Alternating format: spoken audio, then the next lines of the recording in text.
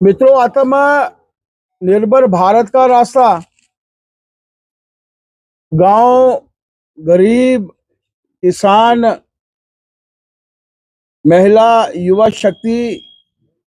उनकी भागीदारी से होकर जाता है। भारत आज एक विशाल भारत है और हम सब जानते हैं कि भारत आत्मनिर्भर बने, इसकी सोच शायद हमारे पूर्वजों के समय से ही शुरू हुई थी।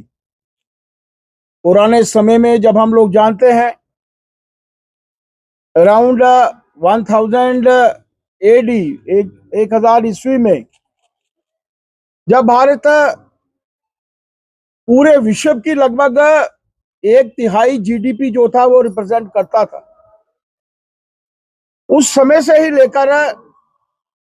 एक सोच थी कि हमारा भारत जो है वो विकसित बने, आत्मनिर्भर बने। आजादी के बाद अंग्रेजों के समय का जो शासन था, हमें जो भारत मिला, हम सब जानते हैं कि वो उतना सशक्त भारत नहीं था जो भारत की बात मैं आप लोगों के मध्य कर रहा हूं। देश के प्रधानमंत्री जी ने जब शासन संभाला तो भारत उस समय आर्थिक दृष्टि से अगर हम लोग बात करें तो 11वीं पायदान पर था। $2 ट्रिलियन इकॉनमी से चलते चलते 140 करोड़ जनता को साथ लेकर देश के प्रधानमंत्री जी ने 140 करोड़ भारतीय जनता ने इस देश को चौथे पायदान पर, चौथे स्थान पर विद अराउंड $4 ट्रिलियन इकॉनमी जो है वो पहुंचाया है। आज तीसरी बड़ी अर्थव्यवस्था की तरफ हम लोग अग्रसर हैं और ये जो आत्मनिर्भर भारत अभियान को लेकर पार्टी की तरफ से ये जो कार्यक्रम हम लोगों को दिया गया है, इस कार्यक्रम के अंतर्गत देश में रहने वाले हर नागरिक तक हम लोगों को पहुंचना है। 25 सितंबर से इसकी शुरुआत हुई थी और देश में इसकी प्रेस कॉन्फ्रेंस, और आज मैं कश्मीर में था तो इसलिए मुझे लगा कि आप सबके साथ रूबरू होना चाहिए, बात करनी चाहिए। 25 सितंबर दीनदयाल उपाध्याय जी का जन्मदिन रहता है, जिनसे जब पूछा गया कि आत्मनिर्भर बनने के लिए भारत को क्या करना चाहिए, लोगों को क्या करना चाहिए, भारतीयों को क्या करना चाहिए, तो उन्होंने कहा दो शब्द, विकेंद्रीकरण और स्वदेशी। और इसका समापन 3 महीने के बाद उस महान विभूति के जन्मदिन पर, जिनके जन्मदिन को हम लोग सुशासन दिवस के रूप में मनाते हैं, अटल बिहारी वाजपेयी जी। और इस समय के अंतराल में हम लोगों को, भारतीय जनता पार्टी के कार्यकर्ताओं को और इस देश में रहने वाले हर देशभक्त नागरिक को, आम लोगों तक प्रधानमंत्री जी का एक मैसेज, आत्मनिर्भर भारत का मैसेज, जिसकी शुरुआत कोविड के समय में हुई थी, और एक ऐसी महामारी जिसके चलते लगता था कि देश को बहुत नुकसान होगा, करोड़ों की संख्या में लोग, एक ऐसी महामारी थी विश्व भर में हम लोग देखते थे।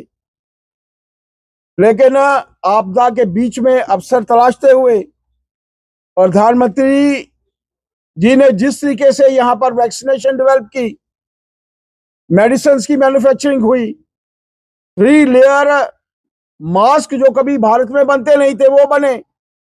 वेंटिलेटर्स जो कभी भारत में निर्मित नहीं होते थे वो हुए, और वो हम लोगों ने देखा कि इस अभियान ने हमारे देश में रहने वाले हर नागरिक को अपने पांव के ऊपर खड़ा किया। और आज के इस संदर्भ में मैं आप लोगों के साथ यही बातचीत करने के लिए आया हूं कि अगर हम लोग चाहते हैं कि 2047 तक भारत जब अपनी आजादी के 100 वर्ष पूर्ण करेगा, विकसित देशों की श्रेणी में भारत सबसे प्रथम होगा। तो इसके लिए हम लोगों को वोकल फॉर लोकल और आत्मनिर्भर भारत की एक कल्पना, जो मैंने पहले कहा कि जिसकी शुरुआत हर गांव से, हर गरीब से, हर नौजवान से, हर मातृशक्ति से और हर किसान की भागीदारी से शुरू होकर देश में रहने वाले हर नागरिक तक जब ये पहुंचेगी, तभी हम लोग आत्मनिर्भर होंगे। ऑपरेशन सिंदूर के समय में भी हम लोगों ने देखा कि किस तरीके से हमारे इंडिजिनियस हथियार जो थे वो इस्तेमाल हुए और उसके चलते देश जो था वो जीत कर आगे आया। मैं आप लोगों के माध्यम से और अपने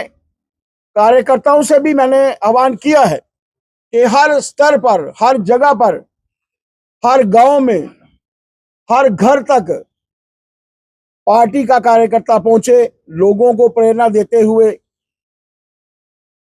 बहुत लंबा चौड़ा मुझे बात नहीं करनी, जब आप लोगों के कोई क्वेश्चंस आएंगे मैं जवाब अवश्य दूंगा कि जिस तरीके का एक वातावरण कई ऐसे देश जो अपना मटेरियल बेचने के लिए, अपना माल बेचने के लिए किस तरीके से टैरिफ वार जो है वो शुरू कर रहे हैं। बहुत दूर है हम उनकी इकॉनमी से, लेकिन उसके बावजूद उनको डर है कि 11वीं से चौथी जगह पर पहुंचना, चौथी से तीसरी जगह पर पहुंचना और तीसरी से पहले स्थान पर पहुंचना। और जिस तरीके का एक वातावरण उन देशों द्वारा क्रिएट किया गया है, ऐसे समय में हमारा हर नागरिक अपने पांव के ऊपर खड़ा हो, हमारे एमएसएमईज के माध्यम से, छोटे उद्योगों के माध्यम से, हमारे कॉलेजेस में रहने वाले स्टूडेंट्स के माध्यम से, जैसे मैंने पहले कहा हमारे किसानों के माध्यम से,